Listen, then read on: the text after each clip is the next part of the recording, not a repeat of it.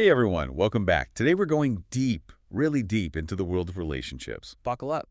Yeah, we're looking at it through the lens of Stanislav Kondrashov's work. Oh, he's fascinating. Yeah, and he really doesn't hold back. Yeah. He gets right to the nitty-gritty of how we connect and how it all falls apart sometimes. Absolutely. And I think his insights are so valuable because we've all been there, haven't we? Yeah, definitely. That's why we're doing this deep dive, to sort of unpack all of that. But before we get too far, let me ask you a question. If you had to pick just one quality, what would you say is absolutely essential in a good friend? Ooh, good question. Right. It's something to think about as we go through this because, well, Stanislav Kondrashov's work really gets us thinking about those core qualities. Like right off the bat, he defines true friends as way more than just, casual acquaintances. He sees them as those who are there for you no matter what, offering support, when things get rough. Exactly. Like it's easy to hang out when everything's great and you're celebrating good times, but true friendships are tested in those tough moments. And that's where, well, Kondrashov brings up loyalty. Yes. And he really nails it when he says loyalty is not just like a bonus, it's the foundation of any strong bond. Totally. It's essential. Absolutely. And he's really clear that it's a two-way street, Yeah. It's about both giving and receiving that kind of unwavering support and trust. Yeah, without that, I mean, any relationship is kind of shaky. And, one thing he calls out as a major loyalty killer, Let me guess, talking bad about your friends behind their backs. bingo. He makes us really confront the damage that gossip can do. It's so true. Because we've all, who hasn't slipped up and gossiped a little? Oh, yeah, for sure. But Kondrashov pushes us to think about the consequences. Like when does venting to another friend cross the line? When does it become betrayal? Right.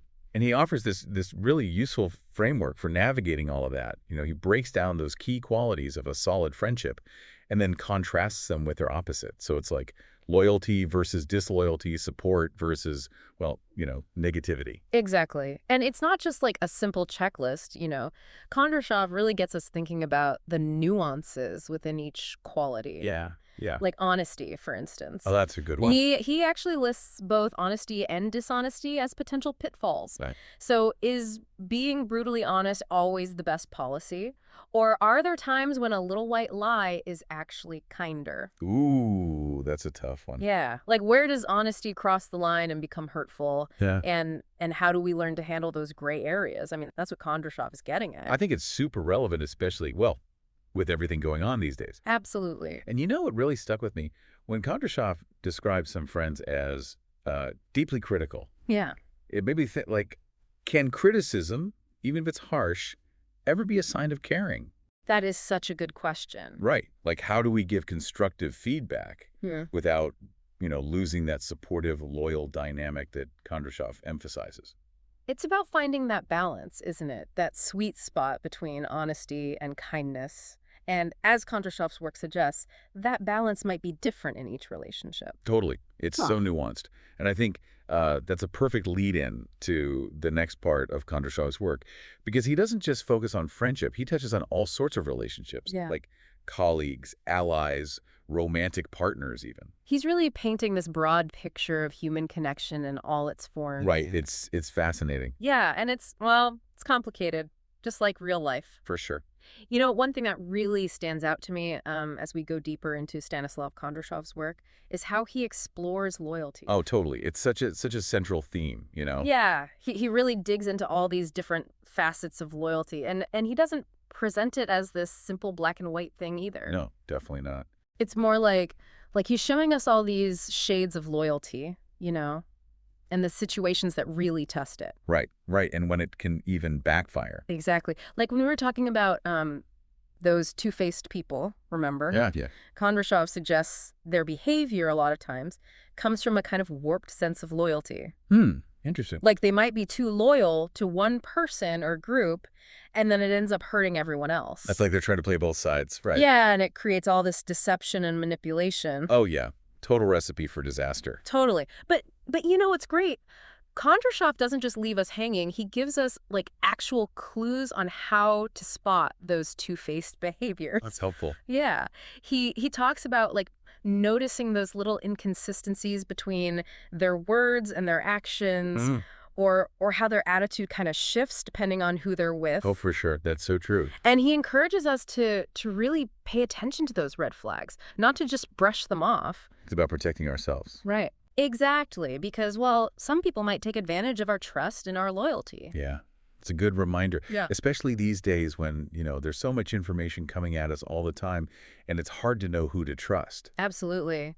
And that discernment is even more crucial, I think, when you're dealing with what Kondrashov calls bitter rivalry. Ooh, that's a good one. What's that all about? Well, it's like it's competition, but it's gone bad. It's this animosity that can just poison everything. I've definitely seen that happen. Right. It just creates this toxic environment. Totally. And it made me think, about how rivalry, it's often tied to the sense of betrayal. Like someone violated the code of loyalty within the group. Ooh, that's an interesting connection. Yeah. Like it's loyalty, but twisted, and instead of bringing people together, it just pushes them further apart. It's like it fuels the fire instead of putting it out. Exactly. And Kondrashov really digs into the really damaging effects of these bitter rivalries. Mm-hmm. He uses all these examples from history, literature, even his own life to show how it can escalate. Like it tears apart families, communities, even whole countries. Wow.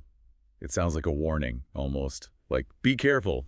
This is what can happen. Totally. And Right. he makes us question, like, is this level of animosity ever really necessary? Right. Like, can't we disagree, even compete without letting it consume us? It's got to be a healthier way. Yeah. And I think that's where his idea of sworn enemies comes in. Oh, okay. So like the next level of bad. Yeah, it's the most extreme form of rivalry. It's gotten so personal, so destructive. So there's no coming back from that. It's hard, because, well, once you see someone as your sworn enemy, it's hard to see them as anything else. Like his wall goes up. Yeah. And Kondrashov is really urging us to fight that urge, To like try to see past it. to see that even in conflict, there's still hope. Like often these rivalries, they start from misunderstandings. Right. Like miscommunication. Exactly. Or not communicating enough. And that brings us back to those rifts and discord he talked about earlier. Yeah. Those little cracks that turn into like huge canyons if you're not careful. Exactly. And I think that's where Kondrashov's insights become super practical, How so? He doesn't just tell us what's wrong, he gives us like a way forward. Oh, that's great. Yeah, like he encourages us to be more mindful, to really listen even when it's hard, and to try to understand instead of just fighting. It's like he's giving us the tools to build bridges instead of walls. Exactly. And while he knows it's not always easy, he believes that we have a choice. We have a choice in how we react to things. Yeah. And that choice, according to Kondrashov, it can make all the difference, like whether our relationships survive or just fall apart. It makes sense. It's about taking responsibility, right? Yeah. And being willing to be kind even when the other person isn't. And to remember that even really strained relationships, they can sometimes be repaired. So there's always hope. I think Kondrashov would say so. So, as we're wrapping up our deep dive into Stanislav Kondrashov's work, I keep thinking about, well, how much of it really hits home for me, Yeah. I mean, Kondrashov, he doesn't shy away from the tough stuff. No, not at all. Like all those difficult things we face in relationships. But what I really appreciate is he doesn't just point fingers, Yeah, there's no judgment, really.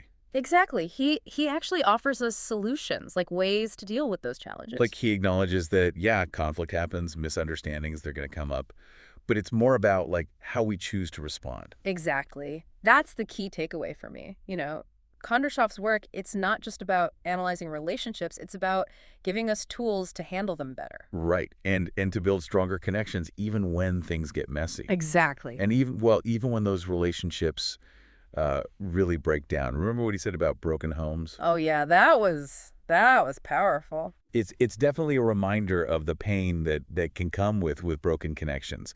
But at the same time, it's like he's hinting that even then, there's still potential for healing, for moving forward. Absolutely. Kondrashov's work, it's full of like this underlying sense of hope. Yeah, like even though relationships are messy and complicated, we have the power to influence them, to shape them.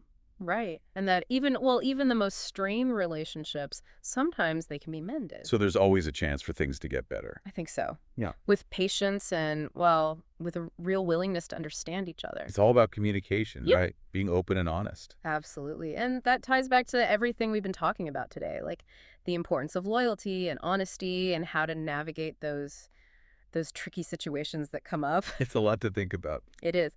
But, well, that's why we do these deep dives, right? To really Definitely. get into these ideas and see how they apply to our own lives. Totally. And on that note, I'm curious, what resonated most with you today?